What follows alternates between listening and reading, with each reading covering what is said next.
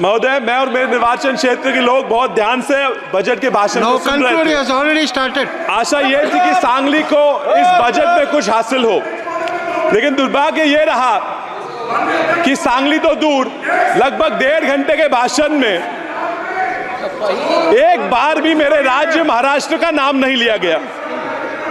असम और बिहार के नदियों में आने वाली बाढ़ की बात की गई, लेकिन महाराष्ट्र में भी बाढ़ आते हैं, लेकिन महाराष्ट्र में बाढ़ और उससे होने वाली जान और माल के नुकसान की हानि की बात अर्थमंत्री जी ने नहीं की। आंध्र के अमरावती की बात की गई, उनको हजारों करोड़ रुपए का फंड दिया गया, लेकिन महाराष्ट्र में भी अमरावती आती है, उसका जिक्र न किया गया।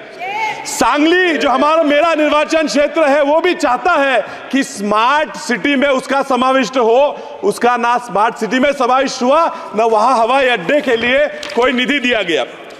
बिहार के सिंचाई योजनाओं के लिए AIBP और PMKSY से निधि देने की बात की गई, लेकिन मेरे महाराष्ट्र में, मेरे सांगली में विस्तारित महिषार और विस्तारित टेम्बू प्रकल्पों के लिए AIBP से निधि देने के लिए अर्थ मंत्री को कोई जरूरत महसूस नहीं हुई।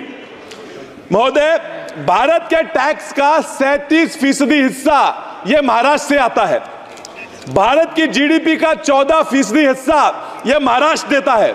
सरकार का लक्ष्य है कि 5 ट्रिलियन की इकोनॉमी बनाएंगे।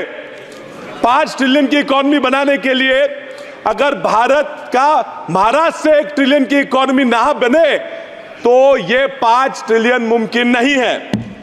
महाराष्ट्र के विकास के बिना इस भारत राष्ट्र का विकास होना नामुमकिन है।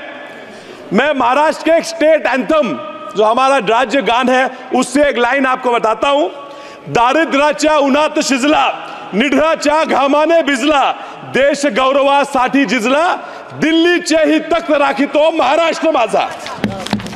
इतिहास गवाह है सर कि दिल्ली का तख्त सलामत रखने की जिम्मेदारी महाराष्ट्र लेता था, लेता है और लेता रहेगा, फिर चाहे वो आर्थिक हो, सामाजिक हो, साहित्यिक हो या राजनीतिक हो। ये जो सरकार बनी है, इसको सलामत रखने का काम भी महाराष्ट्र ने उनको 17 सांसद देके किया है।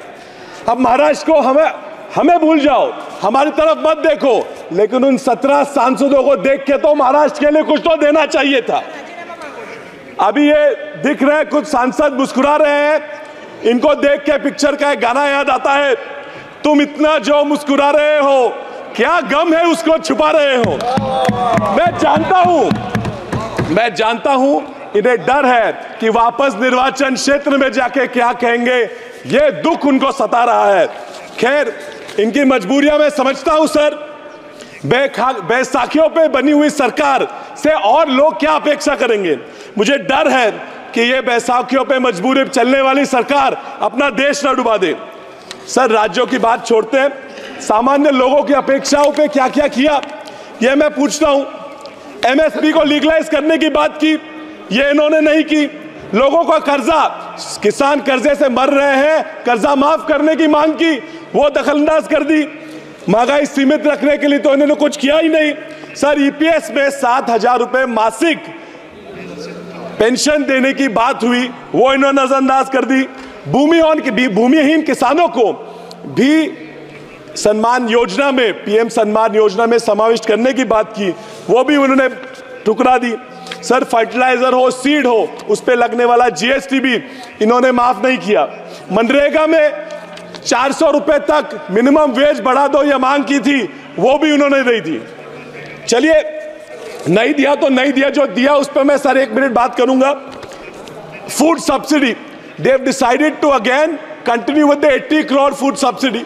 So it's a very ironic issue because the entire BJP's plan, election manifesto going around telling people was कि if you don't vote us back to power, आपकी food subsidy खत्म हो जाएगी। सर, फूड सब्सिडी की बात करते हैं और खुद इन्होंने इनके बजट में फूड सब्सिडी पे देने वाला प्रोविजन कम कर दिया है। सर, ये किसानों की वेलफेयर की बात करते हैं, 13.5% फर्टिलाइजर की सब्सिडी के लिए होने वाला प्रोविजन इन्होंने कम किया है। सर, ये इंटर्नशिप की बात करते हैं, 500 फर्म मिलकर 20,000 लोग हायर करेंगे बात करते हैं, मुझे ये मुमकिन नहीं लगता। सर, ये 3 करोड़ घर बनाने की बातें करते हैं, मैंने पूरा बजट छान मारा, पिछले बजट से इस बजट में सिर्फ 5% ज्यादा प्रोविजन किया है। ये किसे फंसाने की कोशिश कर रहे हैं सर? ये छोड़ के बजट में 70,000 पिछले वोटर अकाउंट में और 60,000 इस वोटर अकाउंट में उन्होंने न्यू स्कीम्स के लिए दिए हैं। कौन सी न्यू स्कीम्स है? इससे क्या होने वाला है? क्यों नहीं बताते? हमसे वोट मांग रहे हैं और नहीं बता रहे 60,000 रुपए कहां जाए। Sir, you are in this budget, is this a budget only of announcements or is this a budget only for actual provisions? मैं आपको हमारे संत तुकाराम महाराज जी का एक अभंग सुनाता हूं। बोला चीज कड़ी, बोला साथ बात, जेवनिया तृप्त कौन झाला।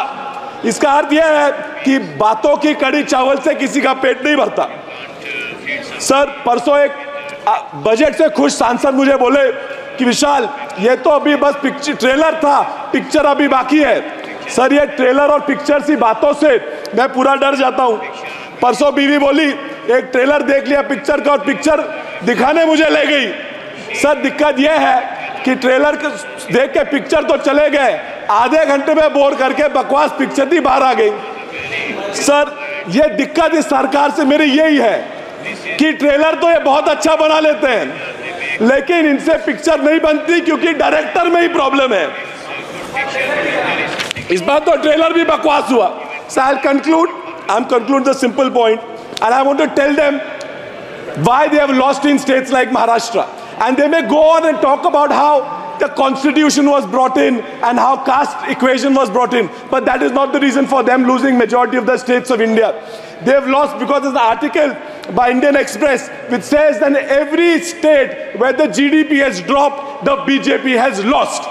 And if they continue with this kind of economic policy, I assure you, sir, I'm concluding, I assure you, sir, आने वाले महाराष्ट्र और हरियाणा के चुनाव में ये वापस हारेंगे। इसलिए इनको अनुरोध है कि इकोनॉमी पे ध्यान दो, वरना आप ज्यादा दिन उस तरफ नहीं रहने वाले। धन्यवाद।